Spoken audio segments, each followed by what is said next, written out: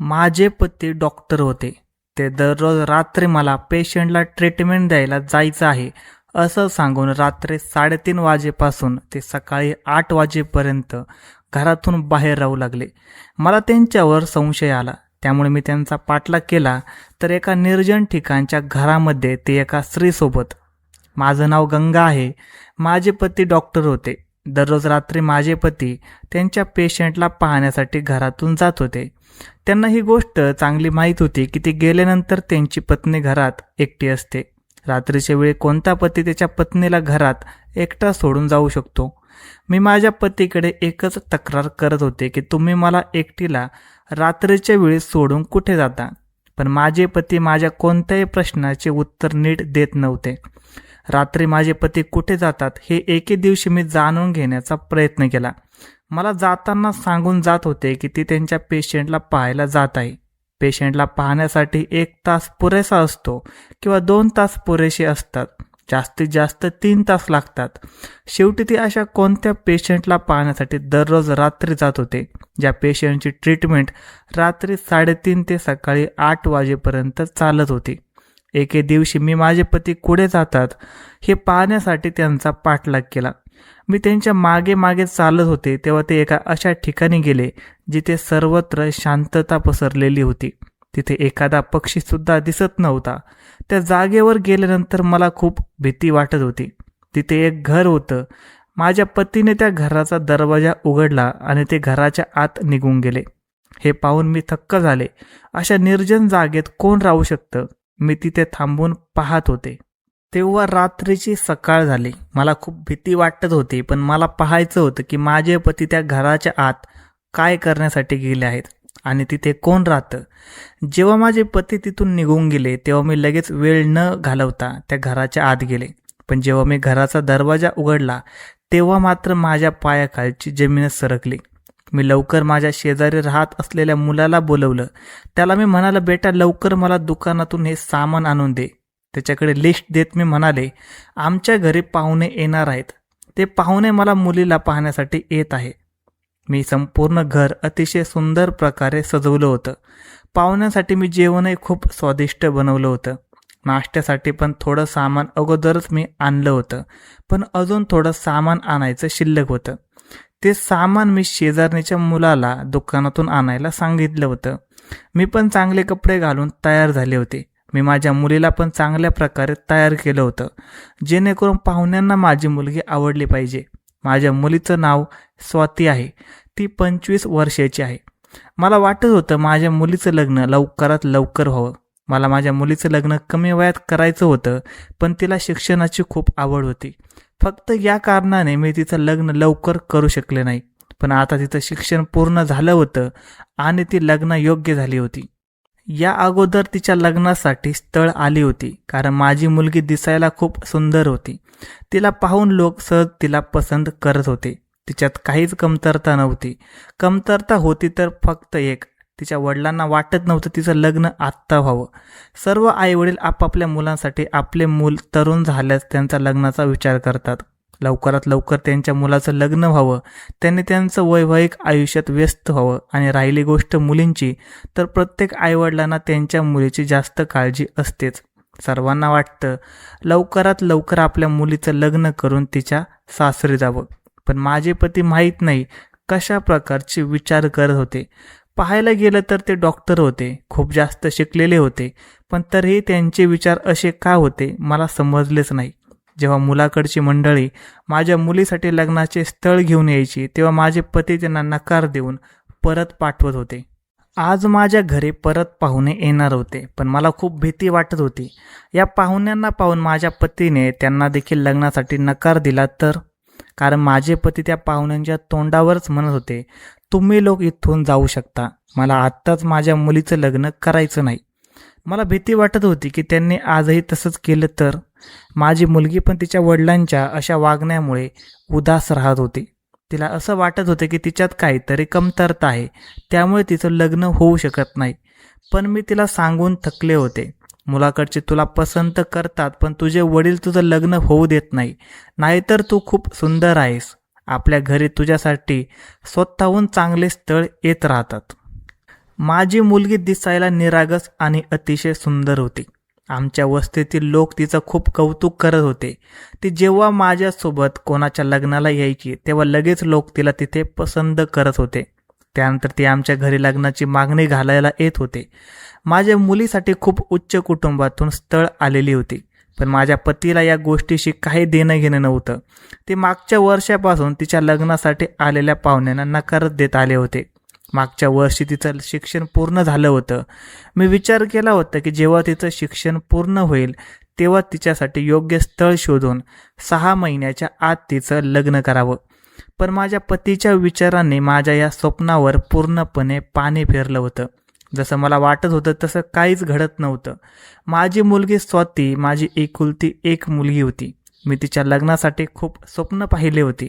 जेव्हापासून स्वातीचं शिक्षण पूर्ण झालं तेव्हापासून तिचे वडील तिला घराच्या बाहेर देखील निघू देत नव्हते. एवढेच नाही, तिच्या मैत्रिणीशी तिला बोलू देत नव्हते. ते मला सांगत होते की तुझ्या मुलीसोबत तू राहत जा, तिला काही लागत असेल तर तिला बाहेरून खरेदी आणून देत जा, तिला बाहेर जाऊ देऊ नको. माहीत नाही ती माझ्या मुलीवर एवढे बंधन का लावत होते. मला तर कधी कधी संशय येत होता. मला वाटत होतं माझे पती डॉक्टर नाहीत, ते एक अशिक्षित व्यक्ती आहे, नाहीतर त्यांच्या मुलीवर त्यांचा विश्वास तरी नव्हता.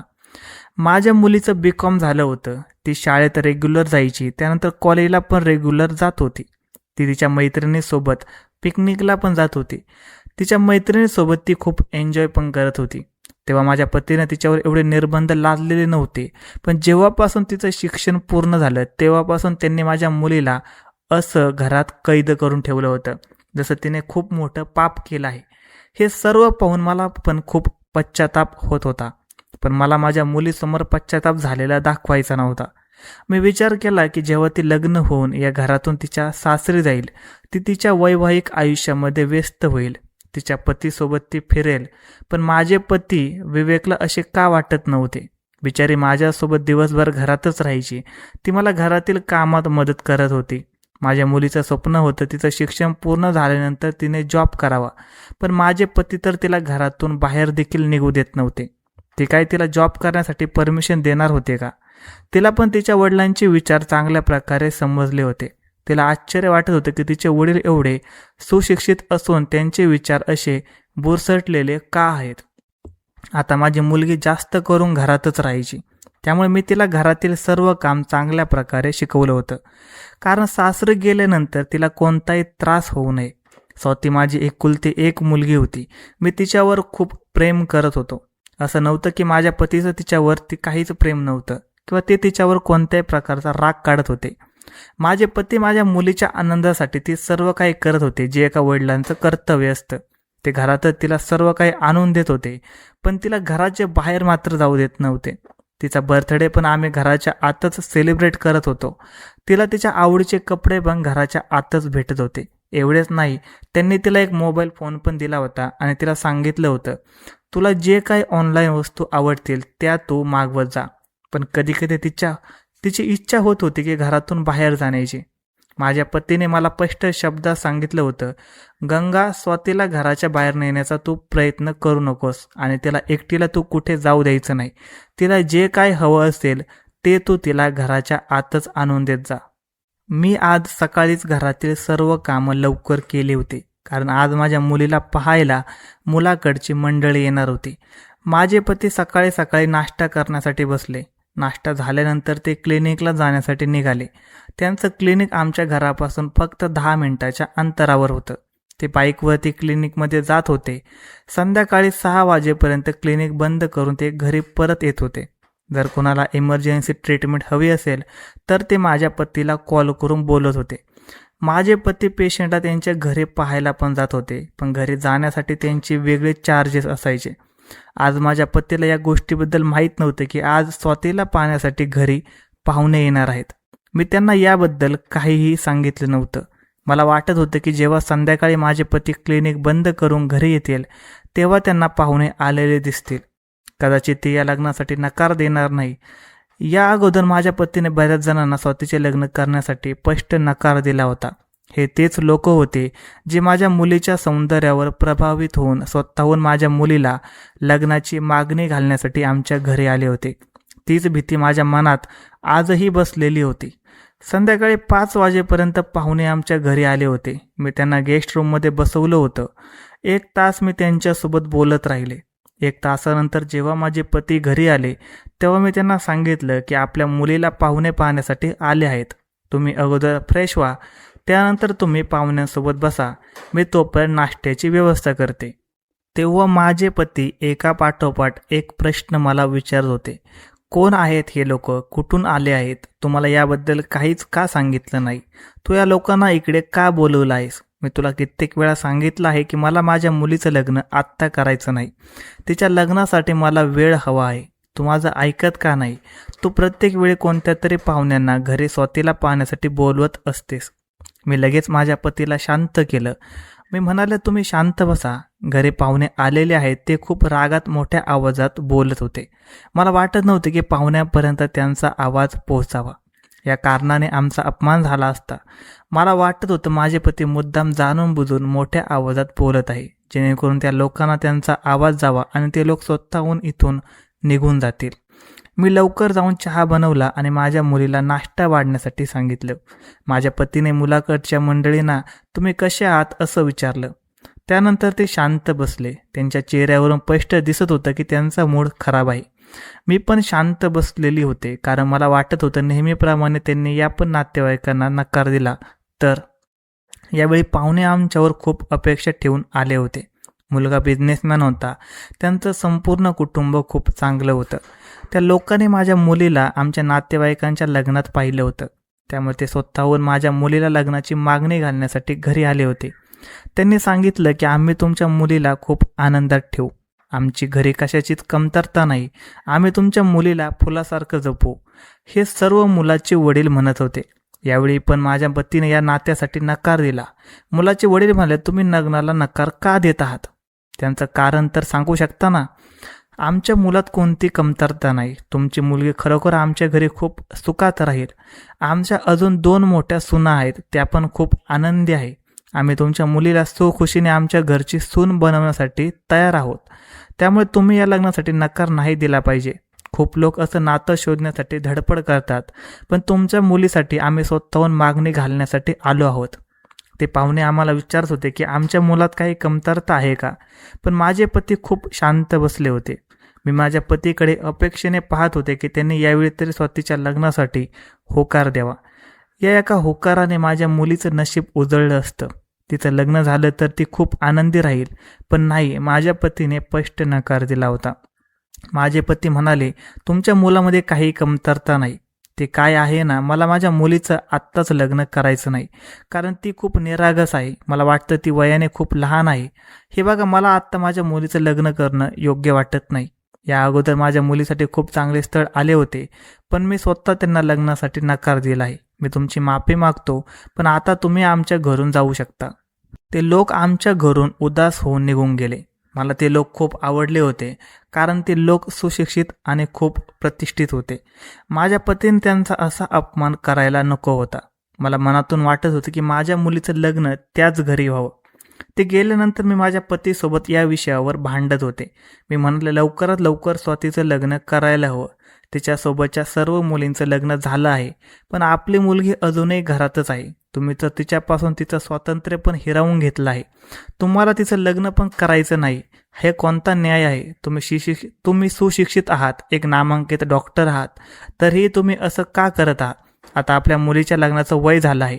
तिच्यासाठी चांगलं स्थळ चालून येत आहे, पण जेव्हा मुलीच्या लग्नाचं वय निघून जातं तेव्हा तिच्यासाठी स्थळ येणं देखील बंद होतं. आपण खूप नशिबवान आहोत की आपल्या मुलीसाठी एवढे चांगले स्थळ स्वतःहून चालून येत आहे, पण तुम्ही या सर्व स्थळांना नकार देत आहात. तुम्ही आजही या पाहुण्यांना नकार देऊन मला खूप नाराज केला आहे. तुम्ही कसे वडील आहात? मी प्रत्येक वडिलांना पाहिलं आहे, ते आपल्या मुलीच्या लग्नासाठी योग्य स्थळ मुलीच्या योग्य वयातच शोधतात. सर्वांना त्यांच्या मुलीचं लग्न योग्य वयातच करायचं असतं, पण तुम्हाला तर वाटतच नाही तुमच्या मुलीचं लग्न व्हावं. माझं बोलणं ऐकून माझ्या पतीला माझा खूप राग आला. ते रागात ओरडत म्हणाले, मी सांगितलं आहे ना तुला, आत्ताच स्वातीचं लग्न होणार नाही. तू या विषयावर माझ्याशी जास्त वाद घालू नकोस. एवढं बोलून ते रूमचा दरवाजा उघडून त्यांच्या रूममध्ये निघून गेले. माझे पती गेल्यानंतर मी डोक्याला हात लावून एकदम खाली बसले. मी खोल विचारात पडले. मी विचार करू लागले की माझे पती प्रत्येक नात्यात का कमतरता शोधत आहे. शेवटी त्यांना त्यांच्या मुलीचं लग्न कोणत्या मुलाशी करायचं आहे याच कारणाने नेहमी माझी मुलगी उदास राहत होती. मला तिची खूप काळजी वाटत होती. मला वाटत होतं की मी लवकरात लवकर तिच्या जबाबदारीतून मुक्त व्हावं, तिला तिच्या घरी पाठवावं. काही दिवस अशाच प्रकारे निघून गेले, पण त्यानंतर परत एक नातं माझ्या मुलीसाठी आलं. मुलाकडची मंडळी खूप श्रीमंत होती. ते हुंडा घेण्याच्या विरोधात होते. ते आमच्या मुलीसाठी त्यांच्या घरात प्रत्येक सुखसोयीचं सामान घ्यायला तयार होते. मला वाटत होतं की यावेळी तरी माझ्या पती या पाहुण्यांना होकार देतील, पण प्रत्येक वेळेसारखं यावेळी पण त्यांनी नकार दिला. एवढेच नाही, त्यांनी यावेळी मला धमकी पण दिली. जर तू माझ्या मुलीला पाहण्यासाठी कोणाला घरी बोलावलंस तर माझ्या इतकं वाईट कोणच नाही. मी तुला कित्येक वेळा सांगितलं आहे, कान खोलून नीट ऐक. मी माझ्या मुलीचं लग्न योग्य वयातच करेन. तिच्यासाठी योग्य मुलगा शोधून माझी इच्छा असेल तेव्हाच तिचं लग्न होईल. आता तुला तुझं डोकं जास्त चालवायची गरज नाही. यानंतर आपल्या घरी माझ्या मुलीसाठी स्थळ घेऊन कुणीही येता कामा नये. या गोष्टीमुळे आम्हा पती पत्नीमध्ये खूप भांडण झाली होती. मी माझ्या पतीला सांगितलं होतं, तुम्हाला तिचं लग्न करायचं नसेल, पण मला तिचं लग्न करायचं आहे. त्यासाठी मला तुम्हाला सोडावं लागलं तरीही चालेल. एवढंच नाही तर मी माझ्या मुलीला स्वतःहून घरातून एखाद्या दिवशी काढून देईन, तेव्हा तुम्ही बघत बसा. काही दिवस या कारणाने आम्ही पती पत्नी एकमेकांशी बोलत नव्हतो. स्वाती बिचारी मला नेहमी म्हणत होती, आई तुम्ही दोघं माझ्यासाठी भांडण करू नका. पण मी तिची आई होते. मला प्रयत्न तर करायचेच होते. आयुष्य असंच निघून जात होतं. त्यानंतर आमच्या आयुष्यात तिसरी व्यक्ती आली, जिने सर्व काही बदलून टाकलं. त्या दिवशी मी माझ्या रूममध्ये होते. रूमची मी स्वच्छता करत होते, तेव्हा अचानक दारावर कोणीतरी टकटक केले. मी ओढणी घेऊन दरवाजा उघडण्यासाठी गेले. मी दरवाजा उघडून पाहिलं तर समोर फाटलेल्या कपड्यामध्ये एक भिकारी उभा होता. तो मला म्हणाला, मला खूप भूक लागली आहे, मला जेवण द्या. तो परत भूक लागली आहे असं म्हणत खूप गोंधळ करत होता. मी त्याला म्हणाला, मी अजून स्वयंपाक बनवलेला नाही, दुसरीकडे जाऊन तू जेवण माग. एवढं बोलून मी दरवाजा बंद करून माझ्या रूममध्ये आराम करण्यासाठी गेले, कारण रूमची स्वच्छता आता पूर्ण झाली होती आणि आता मी आराम करत होते. त्याने परत दरवाजा वाजवला, पण मी दरवाजा उघडला नाही. मी माझ्या रूममध्ये जाऊन आराम करत होते. त्या भिकाऱ्याला काय प्रॉब्लेम होता माहीत नाही, तो सारखा दरवाजा वाजवतच होता. मी तर दार उघडले नाही, कारण मी स्वयंपाक बनवलेलाच नव्हता. मी उशिरा स्वयंपाक बनवत होते. घरात पण काही स्वयंपाक शिल्लक नव्हता. मी विचार केला, तो दरवाजा वाजवून थकेल आणि त्यानंतर स्वतःहून निघून जाईल. माझ्या मुलीला पण खूप वेळापासून दरवाजा वाजण्याचा आवाज येत होता. मी दरवाजा उघडलाच नाही. तेव्हा तिने जाऊन दरवाजा उघडला, तेव्हा ती बराच वेळ दरवाजात उभी होती. मला माझ्या रूममधून बाहेरचा दरवाजा दिसत होता. मी पाहिलं तेव्हा ती दरवाजावर उभी होती आणि कोणाशी तरी बोलत होती. मी उठले. मला पाहायचं होतं ती कोणाशी बोलत आहे. माझे पती खूप स्ट्रिक्ट स्वभावाचे होते. त्यांच्या मुलीला ते छतावर देखील जाऊ देत नव्हते, पण ती आता दारात उभी होती. मला भीती वाटत होती की यावेळी तिचे वडील घरी आले आणि त्यांनी तिला असं दरवाजात पाहिलं तर त्यांना खूप राग येईल. मी स्वातीला आवाज दिला, स्वाती घराच्या आत ये, तू तिथे काय करत आहेस? थोड्या वेळानंतर स्वाती आत आली. तिने मला सांगितलं की ती त्या भिकाऱ्यासोबत बोलत होती. मी म्हणाले, तुला तिच्याशी बोलण्याची काही गरज नाही, यापुढे तिच्याशी अजिबात बोलू नको. स्वाती म्हणाली, आई मी त्याच्यासोबत बोलत नव्हते, त्याला पैसे देत होते. माझ्याकडे काही पैसे होते. मी विचार केला की घरात स्वयंपाक नाही, त्यामुळे मी त्याला पैसे द्यावेत. त्यानंतर तो भिकारी दररोज आमच्या घरी येऊ लागला आणि माझी मुलगी दरवाजावर जाऊन थांबत होती. तो काही मागण्यासाठी येत नव्हता, फक्त दाराबाहेर येऊन थांबत होता. माझी मुलगी त्याला काही ना काही देत होती. कधी जेवण, कधी पैसे, कधी फ्रुट्स, कधी पीठ, कधी तांदूळ. त्यानंतर ती त्याच्याशी बोलत पण होती. मी स्वातीला खूप सांगत होते, तू त्याच्याशी बोलू नको, पण ती माझं काही सुद्धा ऐकत नव्हती. मी स्वातीला पण म्हणत होते, जर तुझ्या वडिलांना समजलं की तू दारावर उभी राहून भिकाऱ्यासोबत बोलतेस तर काय होईल तुला माहीत आहे का? तू असं दररोज दरवाजाजवळ थांबून बोलत राहशील तर शेजारी तुझ्याबद्दल काय विचार करतील? तुला नाही माहीत, लोक वेगवेगळ्या प्रकारचे बोलतील. होऊ शकतं ते तुझ्या वडिलांना तुझ्याबद्दल भडकून देतील. बेटा स्वाती, या गोष्टीचं भान ठेव. तो भिकारी आल्यानंतर तू दरवाजात जाऊ नकोस. त्यानं दरवाजा वाजवला तर वाजवू दे. तुझ्या वडिलांनी तुला पाहिलं तर तुला त्यांचा राग तर चांगलाच माहीत आहे. ते तुझा आणि माझा क्लासच घेतील. स्वातीला माझं म्हणणं समजायला हवं होतं, पण ती माझ्यावरच रागून तिच्या रूममध्ये निघून गेली. मी तिला खूप समजावून सांगत होते, ती माझं काहीच ऐकत नव्हती. दररोज ती त्या भिकाऱ्यासोबत बोलत होती. मी तिला कारण विचारलं तर ती म्हणत होती, आई तो बिचारा खूप गरीब आहे, त्याला कोणत्या ना कोणत्या मदतीची गरज असते, आपण त्याची मदत केली तर काय हरकत आहे. मी खूप काळजीत पडले होते. एकतर माझ्या मुलीचं लग्न होत नव्हतं. जर तिला लग्नासाठी चांगलं स्थळ आलं तर तिचे बाबा लग्नासाठी नकार देत होते. आता स्वाती दररोज त्या भिकाऱ्यासोबत बोलत होते. मला भीती वाटत होती की लोक तिच्याबद्दल काय म्हणतील. असंही लोकांना दुसऱ्यांच्या गोष्टीमध्ये जास्त रस असतो. लोक म्हणतील वडील तर क्लिनिकमध्ये जातात पण आई तर घरीच असते. आईचं लक्ष नसतं का मुलीवर. मी खूप चिंतित होते. मला भीती वाटत होती की कोणी माझ्या पतीला माझ्या मुलीबद्दल काही भडकून देऊ नये. शेवटी तेच झालं ज्याची मला भीती होती. आमच्या वस्तीतील एक महिला आमच्या घरी आली होती. ती मला म्हणाले, मी खूप दिवसापासून पाहत आहे गंगा, तुझी मुलगी एका भिकाऱ्यासोबत नेहमीच बोलते. मी घाबरले होते कारण तिने माझ्या मुलीबद्दल चुकीचं बोलू नये असं मला वाटत होतं. पण शेवटी तेच झालं ज्याची मला भीती वाटत होती. ती म्हणाले, मी तुम्हाला हेच सांगण्यासाठी इथे आले आहे. मी स्वातीला तिच्या रूममध्ये जायला सांगितलं तेव्हा स्वातीने माझं ऐकलं नाही. ती महिला म्हणाली, मला वाटतं तुझी मुलगी तुझ्या हातातून निष्ठा चालली आहे. मी तुला सांगते, लवकरात लवकर हिचं लग्न करून दे. माझ्या मुलीला त्या महिलेचा खूप राग येत होता. ती शांतपणे त्या महिलेचं बोलणं ऐकत होती. मी माझ्या मुलीला शांत राहण्याचा इशारा केला. मला त्या महिलेचं बोलणं ऐकून खूप भीती वाटत होती. मी म्हणाले, ती त्या भिकाऱ्यासोबत माझी मुलगी बोलत नाही, ती फक्त दारावर तो आल्यानंतर त्याला काही ना काही देण्यासाठी जाते. तेव्हा ती महिला म्हणाली, तू कधी करणार आहेस तुझ्या मुलीचं लग्न? अगं 25 वर्षापेक्षा जास्त वय झालं आहे तिचं. कधी लग्न करणार आहात तुम्ही तिचं? हे ऐकल्यावर मागच्या आठवड्यात पण तुमच्या मुलीसाठी खूप चांगलं स्थळ चालून आलं होतं. तुम्ही त्यांना पण नकार दिला आहे. मी तिच्या बोलण्याला टाळतच म्हणाले, नाही असं काही नाही, ते लोक व्यवस्थित नव्हते. मी तिला सांगितले नाही की प्रत्येक स्थळाला माझे पतीच नकार देतात. सध्या कसं तरी त्या महिलेला समजावून मी माझ्या घरातून काढून दिलं होतं. संध्याकाळी जेव्हा माझे पती क्लिनिकमधून घरी आले तेव्हा सर्वात अगोदर ते मला स्वातीबद्दल विचारू लागले. स्वाती कुठे आहे? असं वाटत आहे आजकाल तिच्या आयुष्यामध्ये ती खूप व्यस्त आहे. माझे पती हे सर्व खूप विचित्र प्रकारे बोलत होते. मी घाबरतच म्हणाले, नाही असं काही नाही. मला वाटत होतं की माझ्या मुलीबद्दल कुणी माझ्या पतीला भटकवलं तर नसेल ना. स्वाती दररोज एका भिकाऱ्यासोबत दारात थांबून बोलते.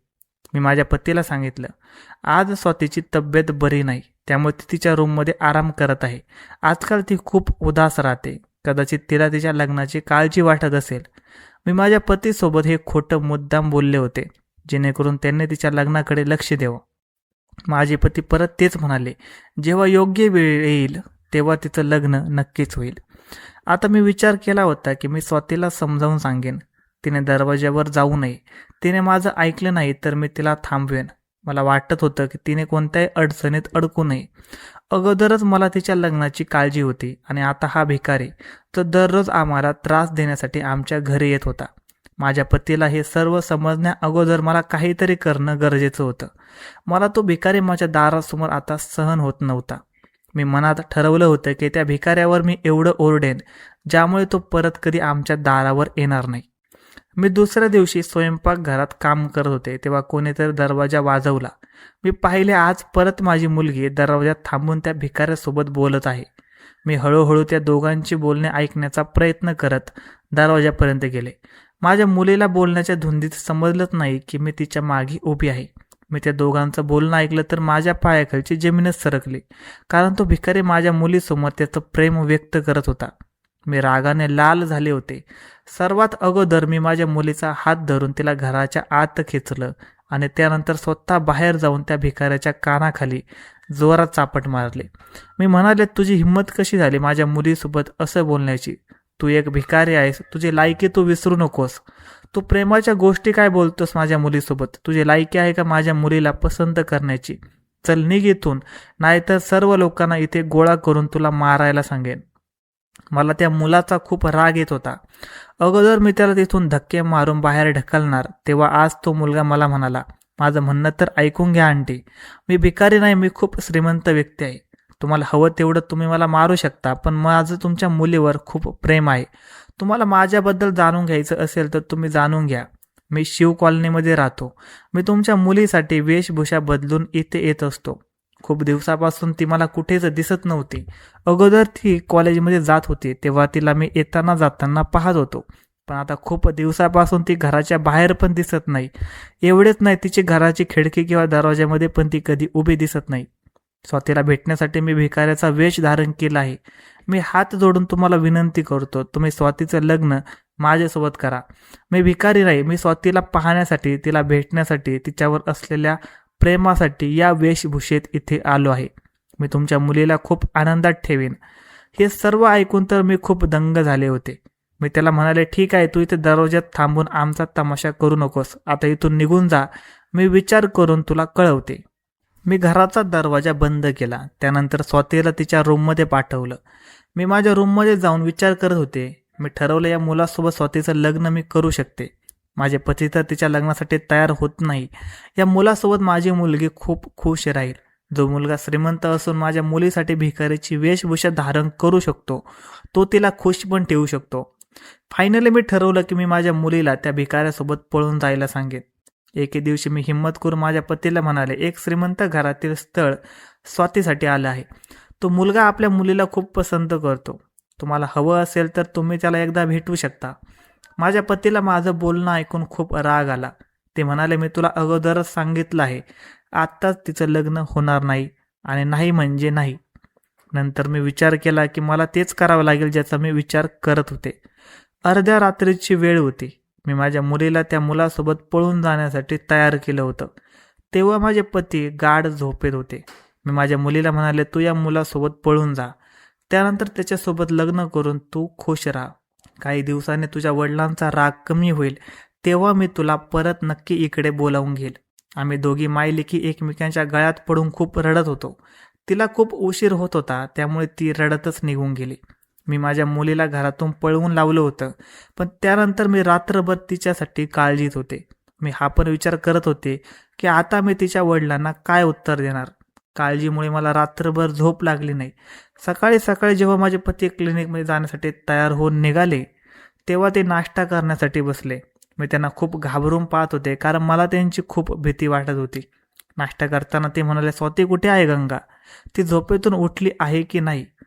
त्यांच्या या प्रश्नाने मी खूप घाबरले होते. मी थरथरत्या स्वरात म्हणाले, स्वाती अजूनही झोपलेलीच आहे. तेव्हा ते म्हणाले, तिला झोपेतून उठव आणि इकडे बोलव, माझं तिच्याजवळ महत्त्वाचं काम आहे. मी म्हणाले, तुम्ही काय बोलता? तिची तब्येत बरी नाही, ती गाढ झोपेत आहे. माझं बोलणं ऐकून माझे पती जोरात ओरडले. ते म्हणाले, तू खोटं बोलत आहेस गंगा. स्वाती घरातून पळून गेली आहे. तू तिची आई असूनही खोटं बोलत आहेस. मला सांगत आहे ती झोपेत आहे. मी दररोज मध्यरात्री तिला पाहण्यासाठी तिच्या रूममध्ये जातो, ती झोपली आहे की नाही हे पाहण्यासाठी. पण रात्री जेव्हा मी तिच्या रूममध्ये गेलो तेव्हा माझ्या पायाखालून जमीनच सरकली, कारण ती तिच्या बेडवरती उपस्थित नव्हती. मी तिला संपूर्ण रूममध्ये शोधलं. एवढेच नाही, मी तिला घराबाहेर पण शोधलं. तू तुझ्या मुलीला कसे संस्कार दिले होतेस, ज्यामुळे तिने आज आपल्याला असा दिवस दाखवला आहे? लोक आपल्याबद्दल काय म्हणतील? आपली मुलगी घरातून पळून गेली आहे. तुला चांगल्या प्रकारे माहीत आहे माझी इथे किती प्रतिष्ठा आहे. जेव्हा लोक म्हणतील आपली मुलगी पळून गेली आहे, तेव्हा आपलं नाव किती खराब होईल.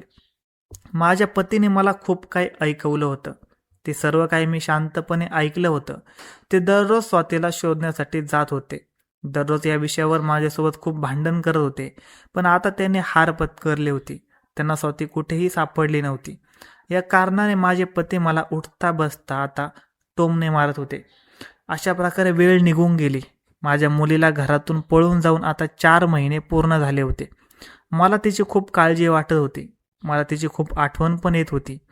एके दिवशी मी माझ्या मुलीची आठवण काढत झोपले, तेव्हा मला एक विचित्र स्वप्न पडलं. मी पाहिलं माझी मुलगी खूप काळजीत आहे आणि ती मला म्हणत आहे, आई मला वाचव, मला खूप त्रास होत आहे. हे स्वप्न पाहिल्यानंतर मला तिची खूप काळजी वाटू लागली. मी दिवस रात्र माझ्या मुलीसाठी देवाजवळ प्रार्थना करत होते. माहीत नाही मी तिच्या पतीसोबत कोणत्या परिस्थितीत असेल, ती आनंदात असेल की नाही. एकदा मला माझ्या मुलीला भेटायचं होतं, पण माझ्या पतीच्या परवानगीशिवाय मला काहीच करता येत नव्हतं. काही दिवसानंतर माझ्या पतीचा राग शांत झाला. मी विचार केला की माझ्या मुलीला परत आणण्याबद्दल मी माझ्या पतीसोबत आता बोलावं. मला माझं टेन्शन कमी करायचं होतं. एके दिवशी रात्री अचानक मला जाग आली. तेव्हा मी पाहिलं माझे पती जागेच होते. ते बाथरूममध्ये कपडे चेंज करून बाहेर येत होते. नंतर ते सोफ्यावर बसून सॉक्स घालू लागले. मी त्यांना विचारलं, एवढ्या रात्री तुम्ही कुठे जात आहात? मी वेळ पाहिली तर रात्रीचे 3:30 वाजले होते. माझे पती म्हणाले, मी एका पेशंटची ट्रीटमेंट करण्यासाठी जात आहे. मी गेल्यानंतर दरवाजा आतून बंद कर.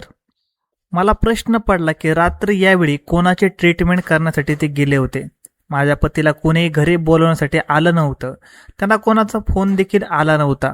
कोणी अडचणीत आहे आणि त्यांनी लवकरात लवकर त्यांच्या उपचारासाठी ते जावं. त्यांना कोणी घ्यायला पण आलं नव्हतं आणि त्यांना कोणाचा फोन सुद्धा आलेला नव्हता. या कारणाने मला खूप काळजी वाटू लागली. माहीत नाही यावेळी माझे पती कोणत्या पेशंटला पाहायला जाणार होते. दुसऱ्या दिवशी सकाळी 8 वाजता जेव्हा माझे पती घरी परत आले तेव्हा मी त्यांना प्रश्न केला, तुम्ही अशा कोणत्या पेशंटला पाहण्यासाठी गेला होता? त्याची ट्रीटमेंट करताना तुम्हाला रात्रीची सकाळ झाली तरी समजलं नाही. तुम्ही कोणत्या पेशंटला इमर्जन्सी पाहायला जाता? तेव्हा 10 मिनिट 15 मिनिट जास्तीत जास्त अर्धा तासात घरी परत येता. पण काल रात्री तुम्ही हद्दच केली आहे. तुम्हाला माहीत नव्हतं का तुमची पत्नी घरात एकटी आहे? माझ्या पतीने मला काहीच उत्तर दिलं नाही. मी त्यांना विचारून थकले होते पण ते माझ्या प्रश्नावर शांत होते. जेव्हा रात्र झाले तेव्हा परत 3:30 वाजता माझे पती मला म्हणाले, गंगा मी पेशंटला पाहण्यासाठी जात आहे. मागच्या वस्तीत एक पेशंट खूप सिरियस आहे. आता मला माझ्या पतीचं असं वागणं पाहून त्यांच्यावर संशय येत होता. अशी कोणती ट्रीटमेंट आहे जी रात्री सुरू होते आणि सकाळपर्यंत असते? दररोज माझे पती पेशंटच्या ट्रीटमेंटसाठी जात आहेत असं सांगून रात्रीचं घरातून बाहेर पडत होते. ट्रीटमेंटच्या निमित्ताने घरातून बाहेर पडणे त्यांचे आता रोजचेच रुटीन बनलं होतं. अगोदर स्वतःच्या काळजीमुळे नेहमीच मी चिंतित होते. आता तर माझ्या पतीनेही मला खूप काळजीत पाडलं होतं. त्यांच्यामुळे मला पण रात्रभर जागावं लागत होतं. कारण घरात एकटीला मला खूप भीती वाटत होती. माहिती आहे दररोज रात्री ते कुठे जात होते. मी काही विचारलं तर ते मला काही उत्तर पण देत नव्हते. आता माझ्या पतीवर असलेला संशय वाढू लागला होता. ते मला खोटं बोलून कोणत्या स्त्रीला भेटायला तर जात नसतील ना? त्यांनी दुसरं लग्न केलं असेल का? हे विचार माझ्या डोक्यात परत परत येत होते. मी माझ्या पतीला काही विचारलं तर ते मला काहीच सांगत नव्हते. फक्त ते मला सांगून जात होते की ते पेशंटला पाहण्यासाठी जात आहे. मी विचार करत होते रात्रभर त्यांच्याकडून ट्रीटमेंट कोण करून घेत असेल. मी विचार केला होता की जेव्हा माझे पती जातील तेव्हा मी आज त्यांचा पाठलाग करेन आणि मी जाणून घेईल की एवढ्या रात्री ते कुठे जातात. माझा संशय आता वाढत गेला होता. एके दिवशी मी माझ्या पतीला फोनवरती कोणाला तरी बोलताना ऐकलं. ते कोणाला तरी म्हणत होते, थोडे दिवस अजून, त्यानंतर सर्व काही ठीक होईल. मी दररोज रात्री तिथे जातो. मी एवढंच बोलणं ऐकलं होतं. पण जेव्हा मी रूममध्ये गेले तेव्हा त्याने घाबरून फोन कट केला. माझ्यासमोर असं रिॲक्ट करू लागले जसं त्यांचा कोणाचा कॉल आलाच नव्हता. मी आता ठरवलं होतं की या मागचं सत्य जाणून घेणार. शेवटी ते काय गडबड करत आहे. त्यामुळे मी विचार केला की जेव्हा माझे पती आज रात्री घरातून बाहेर जातील तेव्हा मी पण त्यांचा पाठलाग करेन. रात्र झाली, ते घरातून बाहेर निघाले.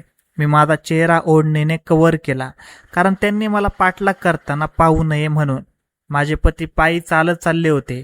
मी पण त्यांच्या मागे मागे हळूहळू चालत होते. त्यांनी मागे वळून पाहिलं तेव्हा मी एका भिंतीमागे लपले. नंतर ते पुढे जात होते तेव्हा मी पण त्यांच्या मागे मागे चालत जात होते. खूप वेळ झाला होता. चालून मी खूप थकले होते.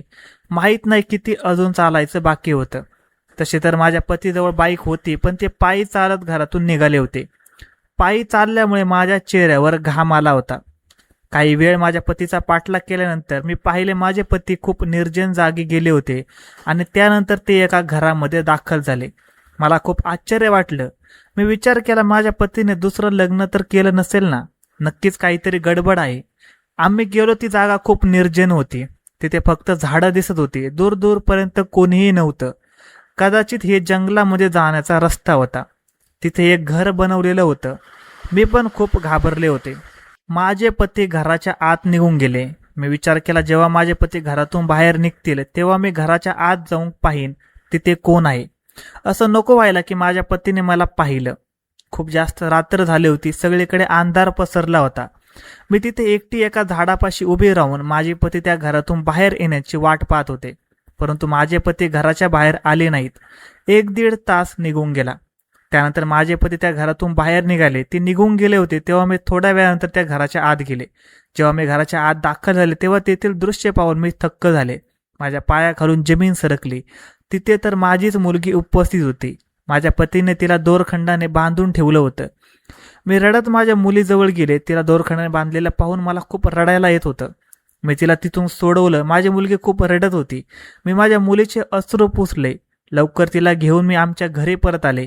माझे पती घरात उपस्थित होते. त्यांनी आम्हा दोघींना पाहिलं होतं. ते आम्हाला दोघींना सोबत पाहून घाबरले होते.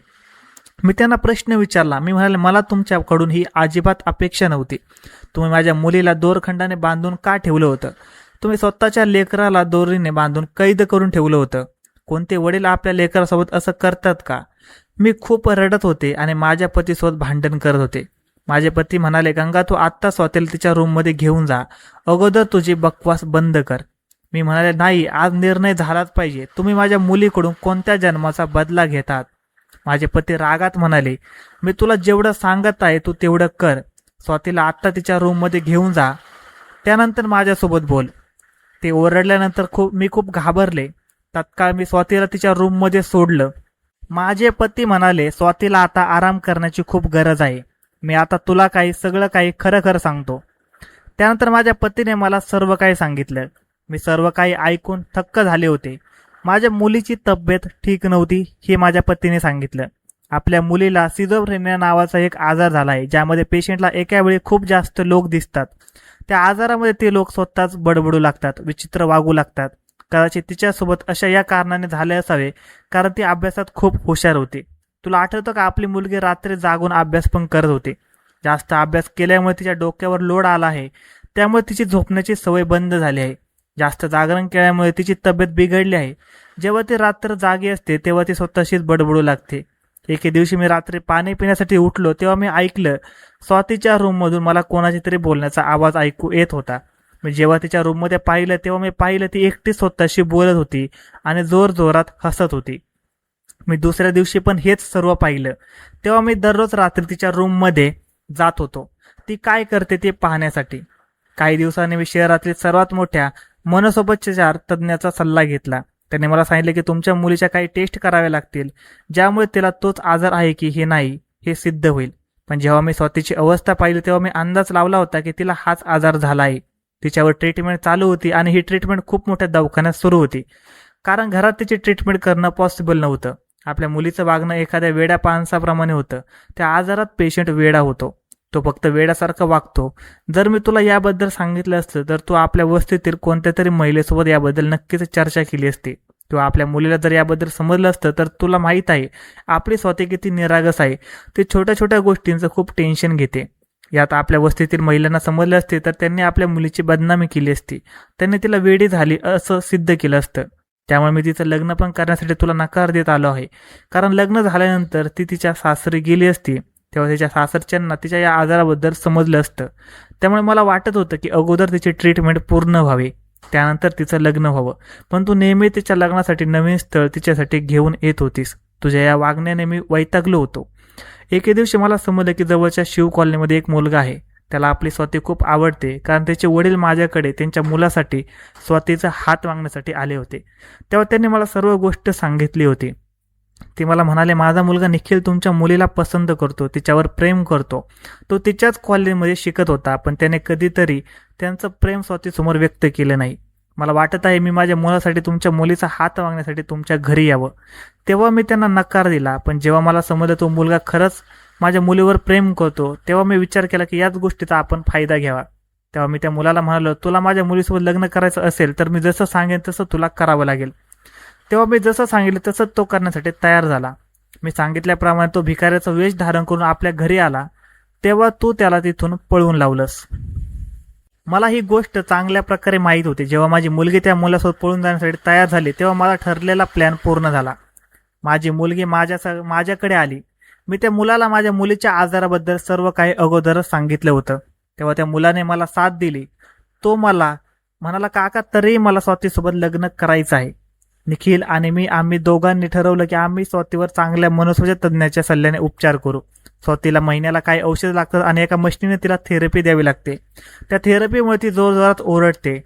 तिला थेरपीमुळे खूप जास्त त्रास होतो. मला वाटत होतं ही थेरपी मी माझ्या घरात केली तर ही गोष्ट आजूबाजूच्या सर्वांना समजली असती. मला ही गोष्ट तुझ्या समोर देखील आणायची नव्हती. त्यामुळे मी तिला त्या निर्जन ठिकाणी घरामध्ये ठेवले होते. तिथे मी रात्री जागरण करून तिची थेरपी करत होतो. ती खूप जोरजोरात ओरडत होती, पण देवाच्या कृपेने आपल्या मुलीचा उपचार जवळजवळ पूर्ण होत आला आहे.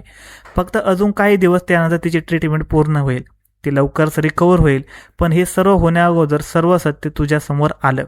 मी तुझ्यासमोर हात जोडतो, ही गोष्ट तू कोणाला सांगू नकोस. तुला आपल्या समाजाबद्दल चांगलंच माहीत आहे. आपल्या समाजात कोणाला छोटासा आजार जरी झाला तरी ते लोक वाढवून सांगत असतात. मला वाटतं माझ्या मुलीला कोणीही पागल म्हणू नये. मी एक डॉक्टर आहे, मला एका पेशंटचा त्रास काय असतो हे चांगलं माहीत आहे. जेव्हा मी माझ्या मुलीला पेशंटच्या नजरेने पाहिलं तेव्हा मला समजलं माझी मुलगी किती त्रासात आहे. आता आपली मुलगी घरी आली आहे, पण मी तिच्यावर थेरपी इथे करू शकणार नाही. जेव्हा थेरपी करताना तिला त्रास होईल तेव्हा जवळपासच्या लोकांना वाटेल आपण आपल्या मुलीसोबत काहीतरी चुकीचं करत आहोत. हे योग्य नसेल. तसे तर अशा पेशंटवर उपचार मेंटल हॉस्पिटलमध्येच होतात, पण मला माझ्या मुलीला मेंटल हॉस्पिटलमध्ये थेरपी देण्यासाठी पाठवायचं नाही. मी माझ्या मुलीला दोरखंडाने यासाठीच बांधलं होतं कारण थेरपी करताना तिला त्रास होत होता. ती ओरडत होती आणि पळून जाण्याचा प्रयत्न करत होती. त्यामुळे मी हे सर्व काही केलं. अजून काही दिवस त्यानंतर आपल्या मुलीला थेरपीची पण गरज पडणार नाही. ती एकदम बरे होईल. आणि हो, मी स्वतःचं लग्न निखिलसोबत निश्चित केलं आहे. आपण आपल्या मुलीचं लग्न खूप धूमधडाक्यात करूया. जेव्हा ती एकदम ठणठणीत होईल तेव्हा आपण तिचं लग्न करूया. शेवटी स्वाती आपली एकुलती एक मुलगी आहे. एवढं बोलून माझे पती शांत झाले होते, पण माझ्या डोळ्यातून अश्रू थांबत नव्हते. माझी मुलगी किती त्रासात होती. मी तिची आई होते, पण तरीही मी तिचा त्रास जाणून घेण्याचा कधी प्रयत्न केला नाही. हे चांगलं झालं त्या दिवशी माझ्या पतीने रात्री सर्व काही पाहिलं. नाहीतर मी माझ्या मुलीला असं स्वतःशी बोलताना पाहिलं असतं तर मला पण ती वेडी झाली असं वाटलं असतं. मला आता समजलं होतं माझे पती किती समंजस आणि चांगले व्यक्ती आहेत. मी नेहमी त्यांना चुकीचं समजत आले होते. मला वाटत होतं ती वडील नाही, ती स्वतःच्या मुलीचे दुश्मन आहेत असं मी सतत म्हणत होते. आता मला समजलं होतं माझे पती माझ्या मुलीची किती काळजी करत होते. ते माझ्या मुलीबद्दल किती चांगला विचार करत होते. ती फक्त माझीच मुलगी नव्हती, ती माझ्या पतीची पण मुलगी होती. ही गोष्ट समजण्यासाठी मला खूप उशीर झाला होता. मी माझ्या पतीला समजून घेण्याचा प्रयत्न केलाच नाही. मी माझ्या पतीची हात जोडून माफी मागितली. माझ्या पतीने मला माफ केलं होतं. त्यानंतर 2-3 महिने माझ्या पतीने माझ्या मुलीवर उपचार केले. मनसोपचार तज्ज्ञ माझ्या पतीला सांगत होते कशा प्रकारे माझ्या मुलीला थेरपी द्यायची आहे. अशा प्रकारे तिचे वडील तिच्यावर उपचार करू लागले. नंतर काही दिवसांनी माझी मुलगी पूर्णपणे बरी झाली. तेव्हा आम्ही तिचं लग्न धूमधडाक्यात निखिलसोबत केलं. निखिल एक श्रीमंत कुटुंबातील सुशिक्षित मुलगा होता. तो माझ्या मुलीच्या कॉलेजमध्ये शिकत होता. त्याचं माझ्या मुलीवर खूप प्रेम होतं. त्याने लग्नाची मागणी घालण्यासाठी त्याच्या घरच्यांना आमच्या घरी पाठवलं होतं. तेव्हा माझ्या पतीला ही कल्पना सुचली होती. त्याने निखिलचं नातं स्वीकारलं होतं आणि स्वातीच्या ट्रीटमेंटसाठी त्याला पण त्याच्या प्लॅनमध्ये सहभागी केलं होतं. निखिल माझ्या मुलीला खूप आनंदी ठेवतो. माझी मुलगी त्याच्यासोबत खूप आनंदी आहे. आता निखिल आम्हाला सांगतो अगोदर सारखं स्वाती काहीच करत नाही. आता ती पूर्णपणे बरी झाली आहे. तिच्या पतीसोबत ती आज खूप आनंदात जगत आहे. मित्रांनो, अपेक्षा करतो तुम्हाला आजची कथा आवडली असेल.